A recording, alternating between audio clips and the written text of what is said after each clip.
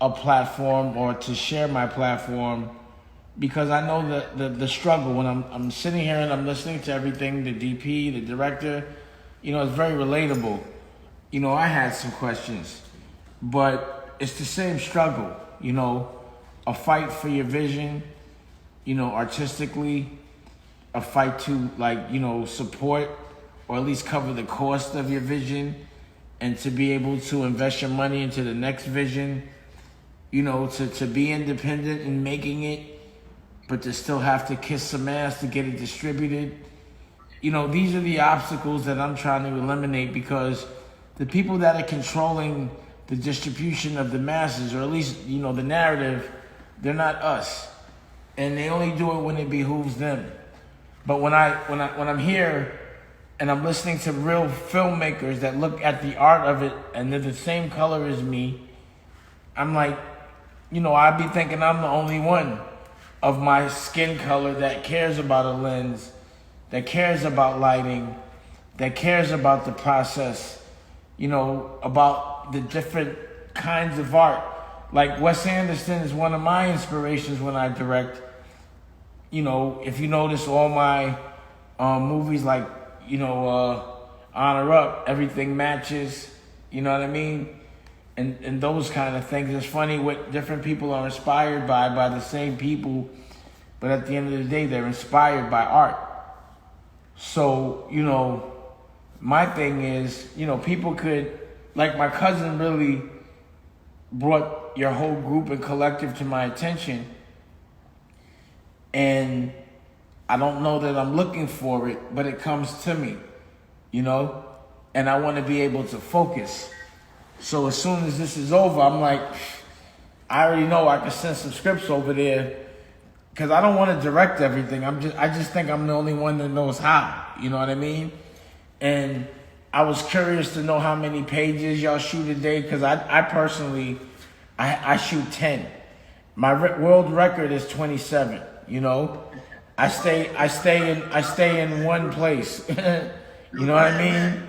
And, we could talk about those kind of things, wasting a lot of time setting up a shot where it wasted your whole day, especially if you're shooting on, with people that are in the what do you call that? Not insurance, like SAG and all that type of thing. Union. When you're shooting union and what time and a half means after 12 hours, and how much time is wasted if you can't block. That's the reason why I bought my own cameras. And that's the reason why I kind of have a studio so I can block. I just know everything y'all went through because I'm an artist. And I just want to help y'all with y'all fight because I can relate to your fight because I go through it. But distribution is important. You can make it, be independent, but you still got to kiss ass to have other people see it. But if my platform is as big and strong as I think it is, because, I do what Netflix does. I'm also a 24-hour network. I also know I have a deal with Comcast. I did this with my own bread independently. I was like, fuck a movie. I want to do a network so that I can show everyone's movies as well as my own. So I appreciate everything you're doing. I appreciate the conversation.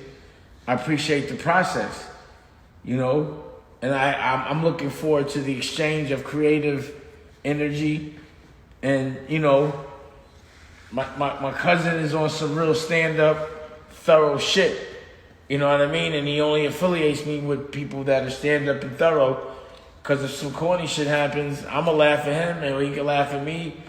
And he doesn't want to hear it and I don't want to hear it. So, it's all about really what yields.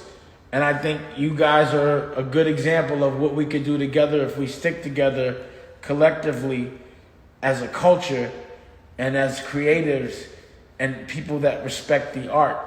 But also we got to get that bread, We have to make our own Hollywood, our own kind of a mafia, So where when collectives like y'all call me, it ain't no issue.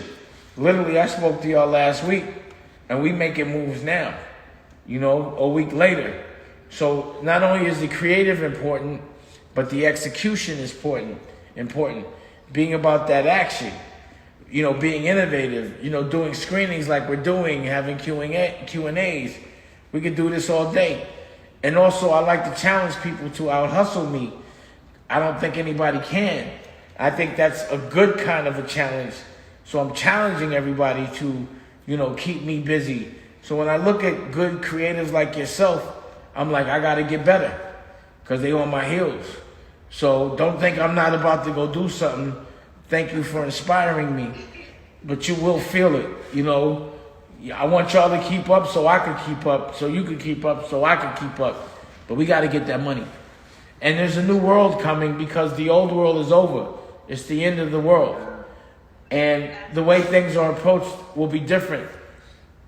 I'm prepared. I'm pandemic proof. Content is pandemic proof.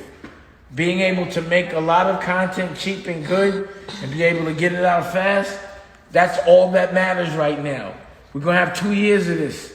So we have to prepare together so that we can come out of this, ahead of the game. And it's good that a lot of people are going to be removed because big budgeted stuff that entails a lot of people on the set, you ain't going to be able to do it. I don't care how much testing until there is a vaccine. We all got to stay safe. I suggest everybody, I don't care what they tell you to do, stay inside till they got, a cure or something for this. Or we have to prepare to make content while this is going on because it's going to be in high demand. And filmmakers like us that can do things, it's important that we stick together so we could control the narrative moving forward. I didn't want to say so much, but I'm a little drunk and it's Friday. Your birthday is coming up. You deserve it to celebrate. But what you just said is key because, content is king right now. And we have the power and the ability to create at such a much lower budget and to turn them around. So I appreciate you sending that message because it's really important for people to understand what the next 2 years is going to look like. Just from a health-wise standpoint and then from, like you said, going out and making money and turning around our communities financially and taking more power into our own hands. So I appreciate that message that you have. I want to ask the rest of the panelists, are there anything that you want to say before we open up the floor for Q&A? Chad, do you have anything you'd like to say before we go into the next phase? Yeah, to Dane's point, remove ego. You know what I'm saying? Like, to be clear, you got about 4 panelists up here, but it's a collaborative effort. You know what I'm saying? So even with being Swilly, we could be doing a certain scene, but it takes a lot of time to do the lighting in that one scene. So he'll be like, oh, we need to go block this other scene in the other room. You know what I mean? So a lot of times people are creative and they're ambitious, but their ego gets in the way and stunts their growth. So that's one thing I would tell all artists, to humble yourself. Yeah, and I know in the audience we have, viewers that are here at entertainment to just see as well, which is great. You have a lot of filmmakers in here. So I think sending that message to hear from Mr. Dash and to hear from yourself, it's the time to let the ego go and let's go create this art. But make it so that it's done in an effective, cost-effective way so that you can make money. let me just say this, right? Let me just say this. The problem with us as a culture is we think the other culture is the plug. That's no longer the case, and we don't have to protect it, right? I really fought hard to understand how to do this, right? I'm really looking forward to working with everyone. I thought, honestly, I was on the planet all by myself. I was like, why am I the only black guy that cares about filmmaking and knows how to do it? But there's just so many, but we just don't link up because we think we have to protect the plug, them. Fuck them. We work together. We'll flip together. We just have to share our resources. But I see a lot of talent. I told my cousin, I was like, I'm not going to front. A lot of those guys look like they probably better than me, and I'm a filmmaker.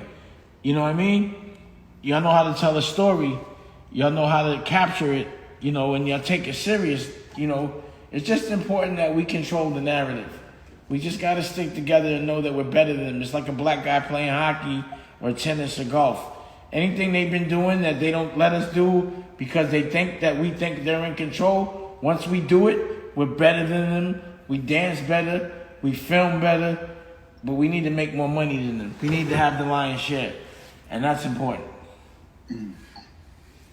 With that being said, on the money tip, Omar, talk about, if there's anything that you'd like to say, before we open the floor to the audience, as the executive producer. You know what? My first film that I did was back in 2013, and I was just very naive to the business and very, I didn't really know what was going on. I just knew I wanted to make a film.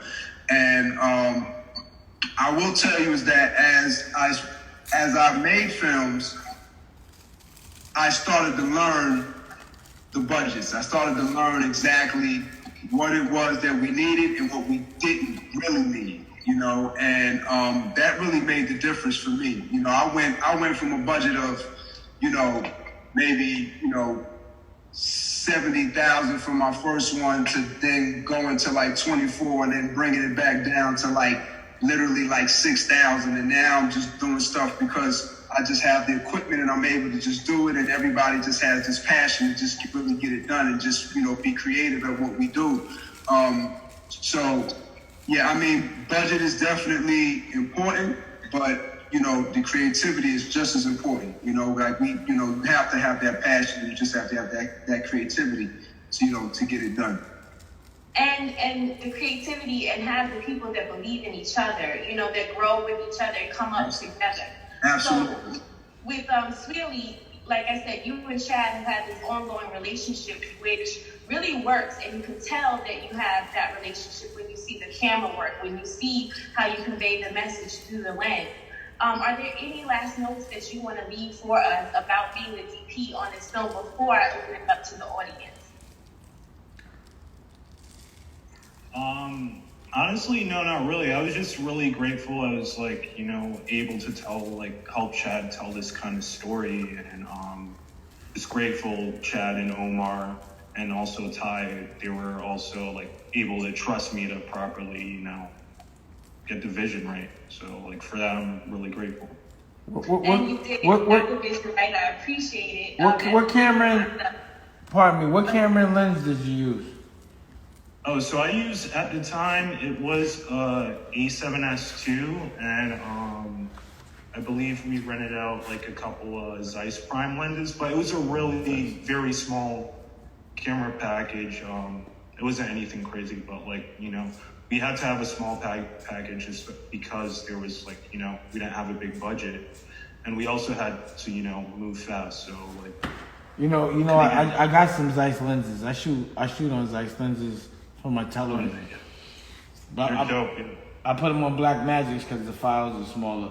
But when I shoot movies, I shoot them with I got a dragon. But I use anamorphic. Yeah, nice.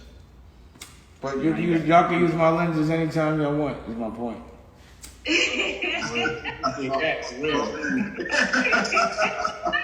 We'll be over there next week. Yeah, exactly. They're shooting as we speak. Columbus Short in the studio in Burbank shooting right now. Yeah. Okay. We're working. So I want to open up the floor for any audience questions. And the way this works on Zoom is that you hit the option to raise your hand. BJ Gianni will go around and randomly select from the audience any questions that we may have. So BJ, let me know, do we have anyone with questions in the audience as of right now for either Mr. Dash, for Chad Quinn, for O, or Sweely? Yes, Anthony Nichols, your microphone is turning on. You should be ready to go. All right, how you guys doing? So I know one of the things Dane was saying was to understanding what the next few years is going to look like. So let me just say, I graduate college in December. I graduate from Oregon from this December. So No, Miss Kia Freeman, she's one of my mentors. She helped me a lot throughout this process. So my question for Dame is, I know when you're saying like no understanding how you help people who's coming out the gate. So I'm a young film producer and I write films as well. So how would you help people who are in my situation, like writing films, trying to figure out how to create it, and like pretty much asking the question, where do I go from here? I would just say make a film. If you went to school to make a film, don't wait for somebody to pay for it. Just do it, because that's what I did. If you have the wherewithal, you don't even have to have lenses or anything, a 5D, a 7D, anything. You put that together and you flip. That's all. But, the thing about your investment in college, do you have a student loan? Yeah, I do. Don't pay it right now. I wouldn't pay it right now. They didn't prepare you for the new world. And the thing is, like, the people that taught you in this moment, if you have the answers, you could teach them, because the playing field is level. Because what's about to happen is very unexpected. They don't know how to deal with this. But being able to make content is pandemic proof, but you have to know how to make it safe and lean, and you have to know how to distribute it to people. The direct-to-consumer relationship right now, like if you notice, they just put out that other movie, I don't know, with the trolls or whatever, and they almost made their money back just doing direct-to-consumer, no theatrical. AMC is tight. It's just a new world right now. If you know how to do it yourself, and there's no need for middlemen. That's what they wasn't teaching you in school. You don't have to raise money no more. You could just do it. And that's what all of us have done. We all independents here. I found it so easy that I said, fuck a movie, I'm gonna do a television network. Which is what I've done. My own Netflix and my own Showtime or HBO. 24 hour, completely independent, no licensing. And I'm able to share my platform to other independents as I feel. So just figure out the future. Right now, I couldn't even tell you what to do in the future because what's happening hasn't happened before. You could make a plan and they'll have to follow you. You could be the general, let everybody else be the soldier. But whoever has the answers to everyone that has the questions, they're gonna come out of this big. Yeah. And Anthony, the thing about you being a college student at Morgan State, as Mr. Dash mentioned, you have access to equipment, you have access to crew and team. So you can call me anytime. We're gonna talk more. We're gonna talk some more. But I have access. If they have access to me, I own all my cameras. Right. I got red cams. I got lenses. I got C300s. I got Black Magics. I got 5Ds. I got Lumixes, I got editing bays. I know the game. I know how to package it up and put it out. I know every single way to monetize. From, streaming is easy. I've been talking about that for years. Syndication is easy. Licensing is easy. And, right now, theatrical doesn't exist. You know what I'm saying? It just doesn't. So it's real easy for guys like us right now.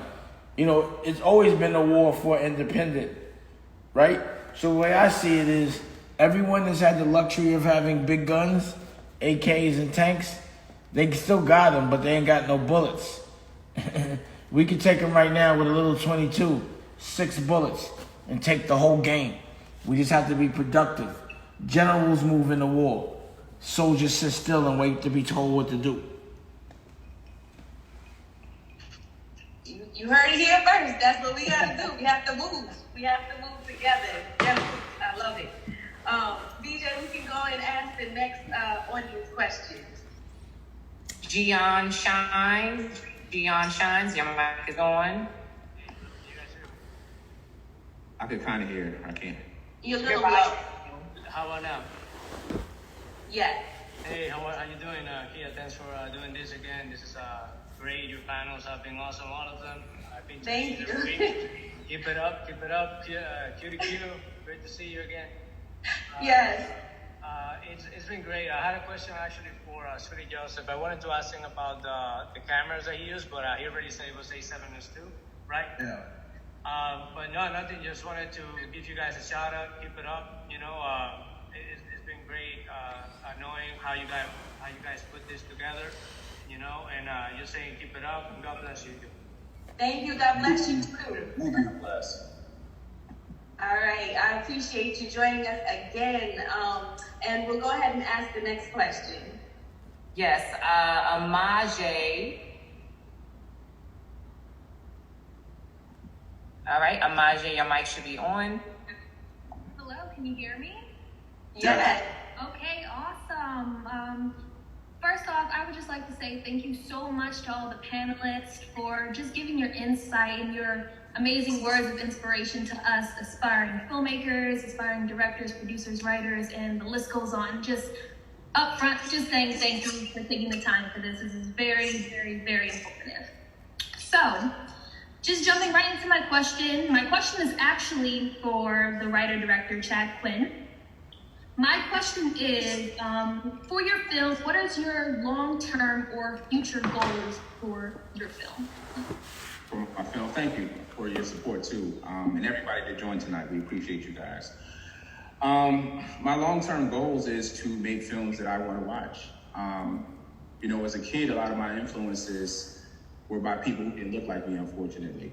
Mm-hmm. You know, my daughter to this day, she wants me to make a movie that she can watch.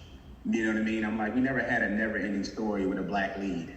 That's my favorite movie. You know, like, there's so many different avenues that I want to get into with the filmmaking, but ultimately I want to make films that make myself proud, make my wife, my mom, my family proud, and that people can be like, yo, I can relate to this. You know what I mean? Because I think what I want to show us is how dope black people really are. You know what I mean? Like, we're so nuanced. We come from so many different areas. You can go into the gym, listen to DMX, and leave listening to Coldplay. You know what I'm saying? Like, we're so unique, and I feel like to this day, we're still not capturing that. You know what I mean? So ultimately, I don't want to put myself in a box like, I'm only going to do hood stories. I do have some hood stories, you know what I mean? But I want to be moving around. Just anything that touches, like, just the human condition. Right. It's beautiful because you want to share our stories as a culture, and I think it's very much needed, especially in today's time. But if you don't mind, I have a part 2 question as well. So honestly, any of you can answer, not just Chad Quinn, but what is the major takeaway that you want the audience to get from this film? That's a good one. Oh, you want to go first? Any of you can answer. Yeah, I think, you know, it's a really powerful story. I think what we want people to know is that, you know, no matter the circumstances that you go through in your life, that as long as you are resilient and you just push through, that you can make it, that you know, that you can do it, that things can change and change for the better. Tal Power is a very strong individual, and as a young girl, she went through a lot, and she was resilient, and she was able to overcome. And you know, the blessings that were bestowed upon her throughout her journey show evident in who she is today as a person. So. Yeah. The only thing I would add, I mean, that's beautiful, what I was saying. Like, it doesn't have to be spot on that you've dealt with the same type of trauma. You know what I mean? So to O's point, whatever your obstacles are, me and O both are also educators. And unfortunately, I've been in situations where there have been a lot of little boys touched too. And we still don't talk about that story yet either. You know what I mean? But ultimately, whatever you're going through, understanding I'm a Christian, like, God has you. There's something bigger. There's a bigger purpose. Like that line about the elephant, I actually was in church and the pastor talked about that. You know what I mean? So I never knew I was going to come back and use that nugget later, but that's just how things work. And I have to say, the line about the elephant is what took me out. That's what touched me. And it was powerful. I wasn't a part of the team in necessarily making this film, but I can say one that took away for me as a viewer is that the power of believing in yourself as you said, going through the trauma, but at the end of the day, when she had that moment, her eyes totally changed when she had that moment to believe in herself and actually do what she was passionate about. So I think that was a great question. Let's go into our next audience question. Tina Brown. Hey. Hi, can you hear me? Yes. Okay, great. So I am from Omar. I've known him for a really long time. I'm a spectator, so I'm not a filmmaker. Shout out to all you filmmakers. I'm sure it's a tough job, but I have two questions that I wanted to ask. One question is going to go to Cuddy, I guess that's Chad, and then the other one is going to go to Dame for sure. One is going to be from the filmmaker side, and the other one is from the business perspective. So I'm going to start with Cuddy because I think this is I think you can answer this pretty quickly. Because we kind of touched on it with the resilience. Watching what she went through and being a woman and knowing so many women, and like you said, even men or, little boys who've gone through this type of trauma. And I know that you said that you kind of softened it, which you did. You did a great job in not making it so heavy and softening it. But then how do we make sure that we do not become desensitized to, just this the rape, the molestation, being affected by all these things that the drug use that affects the Black community. How do we not become, just completely desensitized by it, and then it just, it just becomes a norm? Now, do you want me to ask the second question first, or do you want to answer that one? We can answer that. Okay. I think that's a great question, to be honest with you. I think that you have to distinguish between character and circumstance, right? So we all are people and we have circumstances that happen, right? So it's important not to show stuff all the time where we become immune to it. Like if we see somebody's head get shot off every day, then that's not going to resonate with us, right? So you have to find that balance, but at the same time, you don't want to make it cookie cutter either. You know what I mean? So during the process, I would talk to Todd. We would talk a lot about how we want to display this. With my actors, I wanted to see what they can give. I wanted the audience to get to the point where they're uncomfortable, but they're still in it. You know what I mean? So that's kind of like to answer your question. Like, I don't want to hide the realities that I deal with every day when I'm talking to my families. But at the same time, when there's opportunities to show that people persevere, I'm definitely going to uplift that as well. Right. And I do want to say I did notice you did a great job doing that, like not making it so, so heavy and still understanding the depth of what she was going through. The other question I had was from the business perspective. This would be more for Dame. I'm not a filmmaker. I don't understand filmmaking, right? But I know Omar was talking about budgets, and he was saying, he's been on a film where the budget was $70,000, or he's been on a film where the budget could be, $30,000. Now, if I'm an investor and I say to myself, okay, I'm looking at Cuddy, I'm looking at Omar, I'm looking at this group of guys, and I'm saying, I like what I see, right? I have a little bit of money, right? I know everybody wants to put their money in real estate or whatever, you're being told right now to put your money into. Why and how am I going to profit if I say, okay, you know what, Cuddy, Omar, and who's the guy with the glasses? Swali, why should I give you $70,000? And how am I going to make my money back? And what's the business side of it? I wouldn't give my $70,000 to anybody. To be honest, I wasn't professing that anybody should do that, unless they're directing the movie and they're in control. But I know the reason why I invest that kind of money in myself as a filmmaker is because residual income is important. So I may feel like working hard now, but I know I'm not gonna feel like working so hard when I'm older. And the thing about movies is if you do it well, if you capture whatever experience and whatever narrative you're trying to capture, it'll play over and over again, and you can license it. You can have so many different kinds of residual income from it. And, you know, you'll make money by the pool 14 years later for something that you did 14 years prior to. So, you know, the investment is about the future.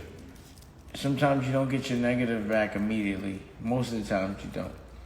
It's about having a catalog that you could also leverage if you feel like it as well, based on income. You know what I mean? It's not an immediate lick, you know? For some people it is, but it doesn't happen so often as lotto. But it is a good investment. If you make something good, it'll make money forever. And that's the reason why I've invested in making my own catalog. You know, so I don't have to bust it down with 10, 20 different people that are gonna skim. You know? But I know that, like, you know, visuals that I've created when I was way younger, you know, 14, 20 years ago, still make me money now. Yeah, one of the things I always tell investors is that investing in a film is like your retirement plan. You know, as Mr. Dash said, it could come 10 years, 15 years later. But some do turn around within 3 to 5 years where you can start to see that money come back. Yeah, that helps you. Which one was that? Well, I have had some films where we've licensed, not in our own, you know, studio, but where we have received funding from licensing it, and we're able to come into a position where 3 to 5 years later, you're able to start to see. 3 to 5 years later, it's not immediate.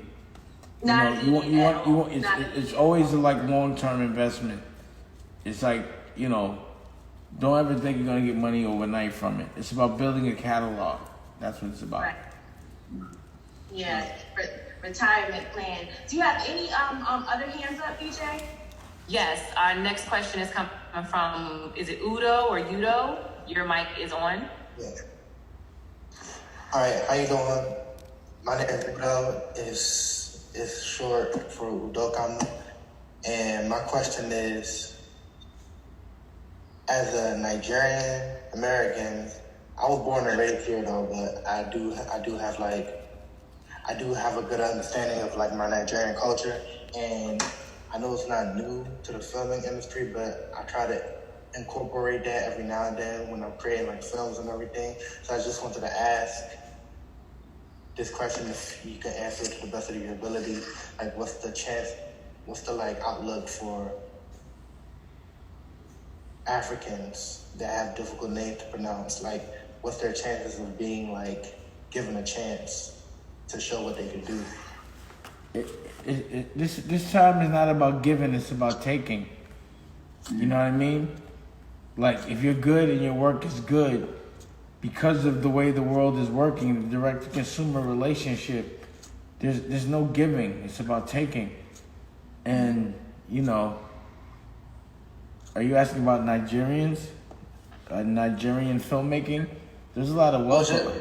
Well, just like a foreign, like if you have a foreign, like if you're not completely American, like if you have an idea that incorporates like an African culture or just any other culture, like what's the chances of them, of like a film studio in America giving them a shot? See, that's not my perspective. I would never be able to give you advice on how to make somebody from another culture invest in us. It's about you investing in you, you know? So I don't want nobody to give me an opportunity. I take my opportunity. Like, why are they better than me? Why do they have to give me anything?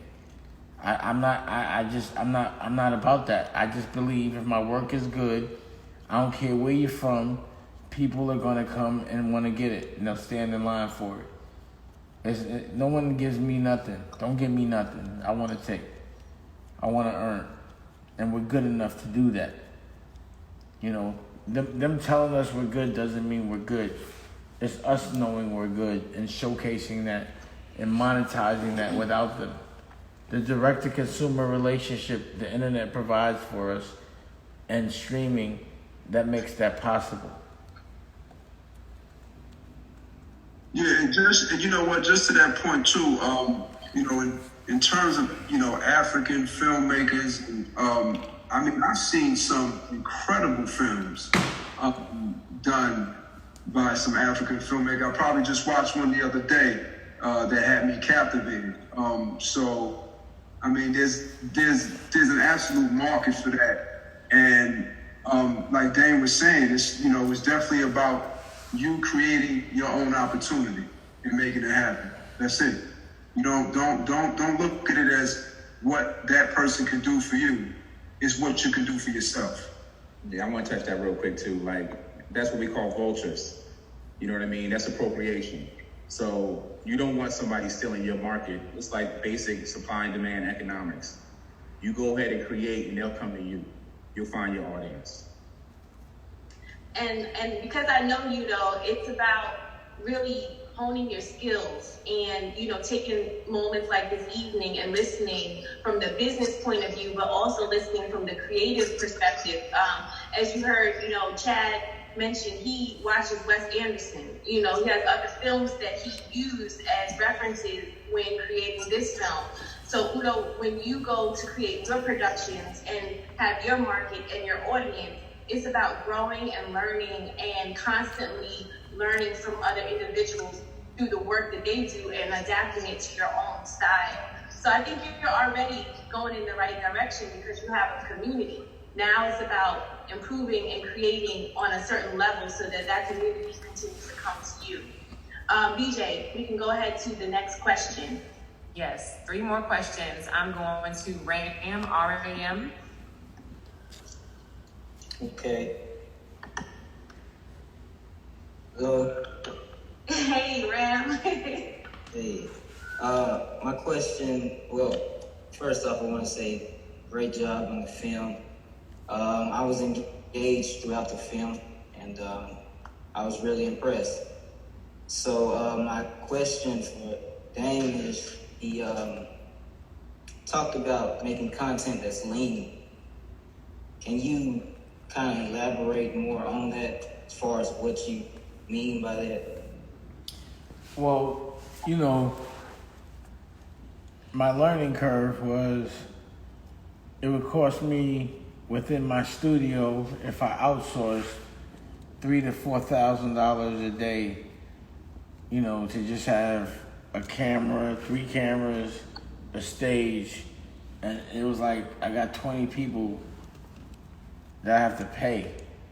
And I was like, let me figure out how to do this without having to pay 20 people. Let's like try to pay 2. You know what I mean? And, you know, I figured out how to be lean, where there's not so much cost on the film, there's not so much cost on the negative. So I don't have to be like, I gotta get a big theatrical or a big deal to get my money back so that I can put it back into something else. Because that's the problem with the movie business, right? You know, it takes a minute to get your complete negative back. And you need your negative back so you can put it into something else. So I'm like, I'm not gonna be dependent on other people and having a plan. I need to be flexible. I need to be able to have the least amount of people as possible to make the same thing happen when I have 10 to 20 people on the set. I just need to be able to do it with 1 or 2. So that's lean. So when something like this happens, where you need social distancing, because I have the right cameras, the right lenses, I have it in a way that is so simple that 1 or 2 people could just press a button. And it took me a minute, and it took me a lot of like, you know, spending money to figure this way out. But now that I've done it, when something like this happens, it's safe for me to continue to create content in the middle of, you know, when, like, basically the business model for corporate is they only can cut big checks. They only know how to cut, you know, checks where a lot of people are on a set. It's not going to be able to happen for, you know, two years. And I'm used to it. You know, you can only cut a check corporately if you know how you're going to get it back. I don't even have to know how I'm going to get it back. I can cut a check anytime I feel like it. It's mine. You know? And also, the fact that a lot of, you know, production companies are dependent on renting to big productions. And that's not going to happen anymore. So there's also going to be a lot of equipment available for cheap right now. You know? So it's about taking advantage. If you're used to being independent, you're used to moving in the war anyway. While everybody else is used to being like, you know, supported, they're used to living when life is fluffy.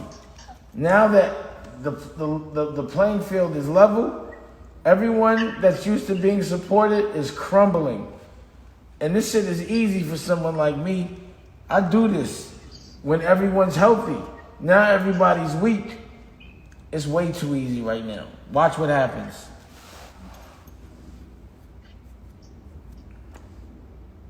All right. Next is Jessica Smith. Hello, everybody. Can you hear me? Yeah. Okay, awesome. My name is Jessica B. Smith. I'm coming from North Carolina. Writer, filmmaker, producer, director, all that great stuff. But I want to keep it short because I know, you know, we're going a little long. But so my question is this. You know, so I heard Dane say he wasn't really looking for something, you know, to give necessarily a platform, like he created his own stuff. Chad, your work just kind of came to him. And so my question is for filmmakers who don't necessarily have the type of connections where if, you know, this guy worked with, he's cousins with, you know, a big name who has a platform. For people who don't have that type of connection and they're just using what they got however they can, but really desiring that platform, what would be some advice that you could give? Like, I know we have film festivals and pitch conferences and different things online that you can commit to, and like there's a lot of different ways, but I just want to know some advice that you would give for someone who is really pushing for that platform. Oh, man. Believe in what it is that you are doing. Believe in it. You know, push it. Don't, you know, there's no limits. You know, when I first started film, it wasn't about, you know, I didn't think about platforms or, you know, what to do. I just believed in a certain project that I wanted to do, and I just went for it, and I just made it happen. I mean, that's you know, that's my take on it. I didn't, you know, it was, you know, you just gotta, you know, if you have full belief in what it is that you're trying to do, you know, in your art, you have that confidence, you know, it's possible, it's doable, you know, all the way. It's just something that you can do. You can absolutely do it. So real quick, to O's point, I am people. You know what I'm saying? So we were without a platform at one point. To be very clear, I was writing just for the sake of writing. It's not like somebody just found me and discovered me. It's like you have to find your tribe, right? So when me and O met, we were at a screening. He did a vignette, and I just liked the way he moved. I liked his energy. I'm like, yo, I want to work with you one day. And we hit it off after that. You know what I'm saying? The thing we doing tonight, you can do tomorrow night. You know what I'm saying? If you already have a film out there, you can put a Zoom account with your people. You know what I mean? You think about there's so many people who started just by building their brand in their community. The worst thing you can do is, and you're not doing that, but the worst thing you can do is look for someone else to find you. You know, just put in the work. When you put in the work, I don't care if you only have 5 people watching that work. You know what I'm saying? Get that momentum going, and that's how you create. My man Bobby Huntley, shout out to him, independent filmmaker. And right now he has a trailer that's viral, Corona Man, so I'm sure a lot of y'all already saw that. You know what I mean? But he's somebody else who's just pushing his work. And you never know how it's going to happen. You know what I'm saying? Like, just be ready. Yeah, and I would say, you know, being a producer, you're in North Carolina. Sometimes people want to be on such a huge platform when they start. Like Chad just said, you could start with your 5 people, but, you know, take your community that you have right at your fingertips. And if it means you're producing a short that's 5 minutes, because that's what your budget allows.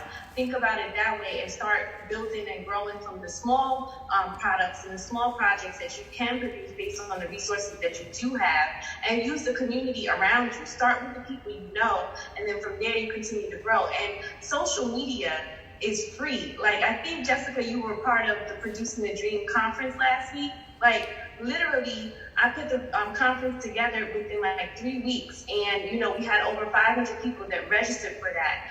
People that I don't even know from across the seas that registered. My point is that you can use your platform for social media and grow and continue to grow until it becomes an opportunity bigger, or what you're actually looking for, to be in front of a larger audience. But start where you are. Start with the resources you have and just create, and then continue to grow. It will happen. I think we have one more question before we two more questions before we wrap up tonight. Okay. Yes.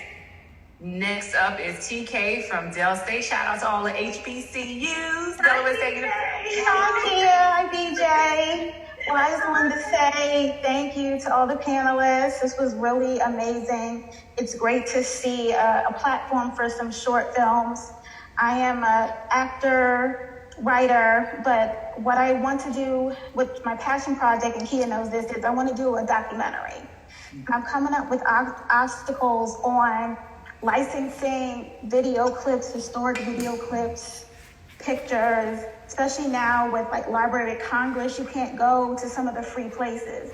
Do any of you do documentaries or have any suggestions for documentary content? Well, I haven't done any documentaries, but it's funny you say that because I'm actually in the process of putting one together. So we might be able to teach each other something.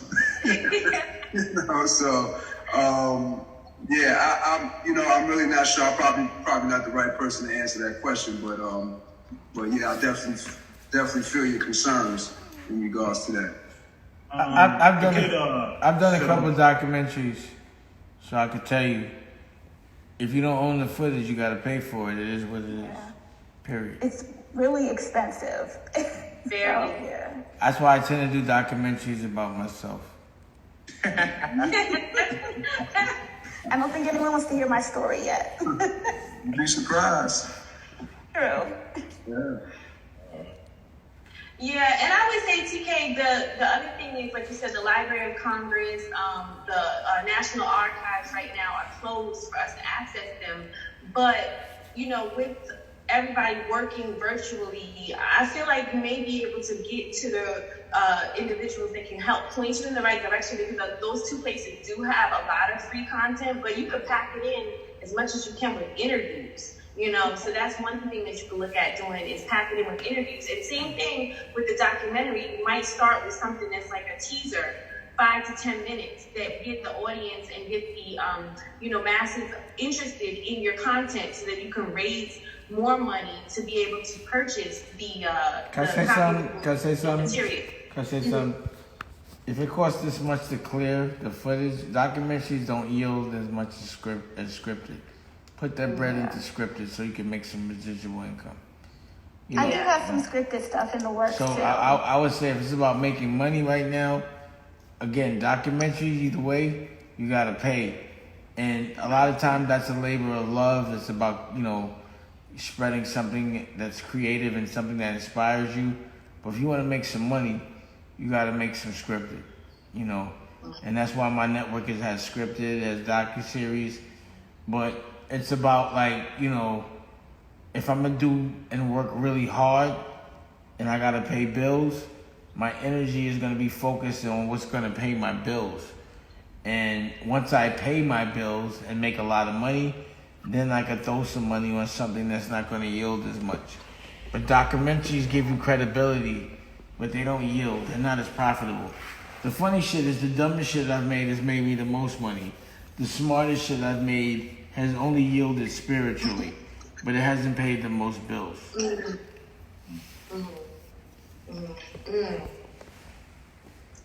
All right, our final question is from Miss Giovanna King. Giovanna King, your microphone is, I think it's on. Let me check.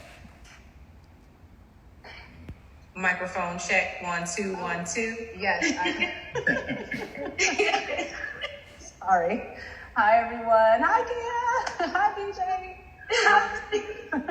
I was one of the participants in Producing the Dream, which was amazing. Yes, and now I'm enjoying this as well. My question is for anyone that can answer it. Kia, Dame, it's on the producer side. I am interested in pivoting into more of a producer-oriented career. I started out my career in the creative space as an actor. So I'm in the unions, in the SAG union, I'm in equity. But I've also produced one small short in the past. And I have a pilot that I wrote. I'm working on a feature as well. So I'm really trying to keep myself busy and in the industry as best as I can. So my question is, I know how we get paid as artists, meaning in the acting front, but I'm not exactly sure how it works on the producer side. How do you make your money? How would someone create a project, and where do you get your funds from, that sort of thing, because I'm very green at it. All right, let me just tell you, at the highest level, this is what a producer does. They put up money, they license a story from like an author or whatever, the rights, and then they put together a package, and then they go sell the rights to like a major, like a Universal or whatever. They sell it, and then they get paid a fee to do it. And depending on how powerful you are, you might get some residual income, but usually, just being green, you won't. That's one kind of producer. The other kind of producer puts the bread up and makes it, owns it, and, they get that residual income once they get licensing and all the things that come with it, but it's a long-term thing. That's the kind of producer I am. You understand what I'm saying? There's different kinds of producers. It depends on what you want out of it. You know what I mean? But at the end of the day, my experience, to make the most money, it means to own it. You have to make it yourself. And then once you have it, the income comes from licensing it. You can put something in 10 theaters, and that's only for perception. There's not too much money in that, especially because of the world in which we live in now. You understand what I mean? So you could be an executive producer where you put the money up movie-wise, and you have no creative control. You just show up. You could be the producer where you develop the story. You go and you sit on the set. You make sure the shit does what it does. You hire the line producer. But you get a fee. You might not have so much residual income. And,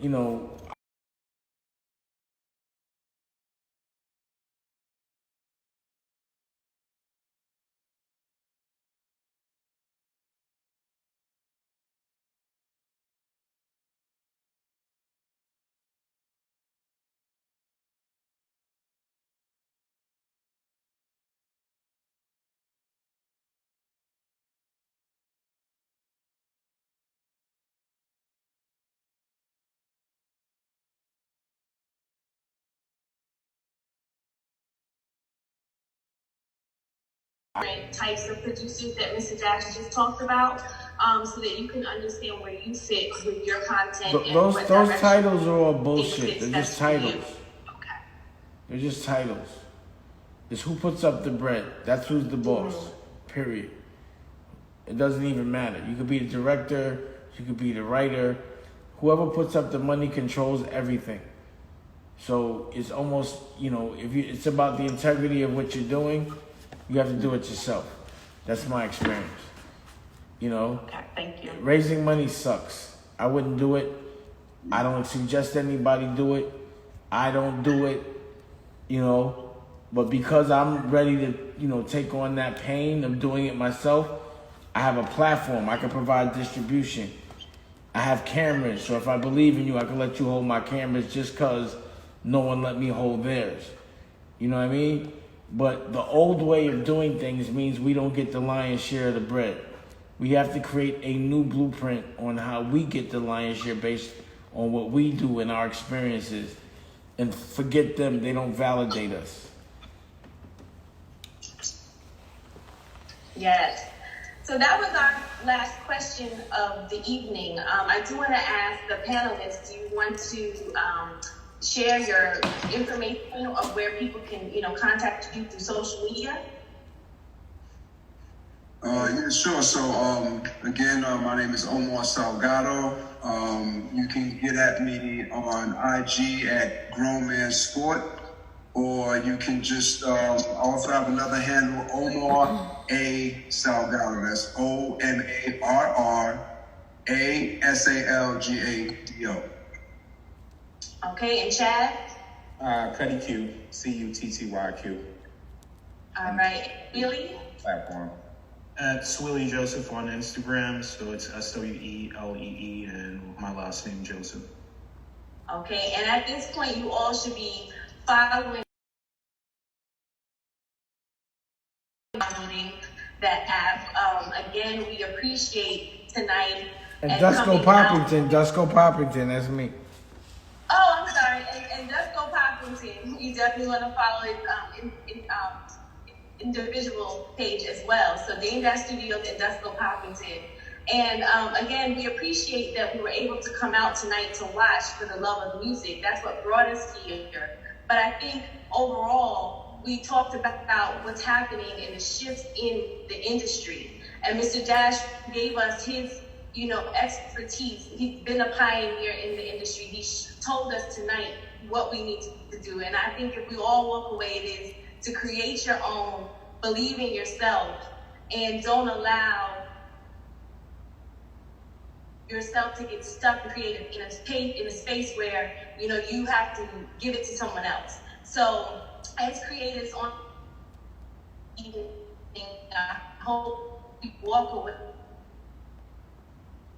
self, believing in your work, and going to work during this pandemic from individuals like these gentlemen on the panel this evening. So I want to thank you all for coming out. Again, producing a dream. Go out there, produce the dream. Hit me up on the email. Follow these platforms, and we will go on from there. Does anybody else have anything else they'd like to say? If not, God bless. I'm gonna get a picture. The wizard wants a picture with everybody. Turn those cameras on, y'all. If y'all don't know BJ, I do pictures. Screen right, give y'all a few seconds to turn your cameras on. I see too many cameras off. Let's go. Turn them on. The cameras on. Let's get a picture. Let me know you're ready. Last call. All right, here we go, y'all. 1, 2, 3. Actually, let's do 1, 2, 3 for the love of music. All right. You can do a screenshot. What tonight on the counter? You can do a screenshot. 1, 2, 3. For the love of music.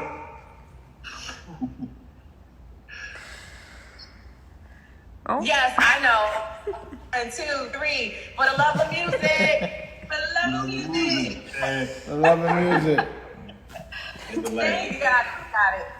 Yes. Thank you. All right. Great job, bro. Impressive. Thank you, guys. Thank you. Let's work, y'all. Thank you, Nicolette. Okay, Thank you. Let's see. Molly and good night.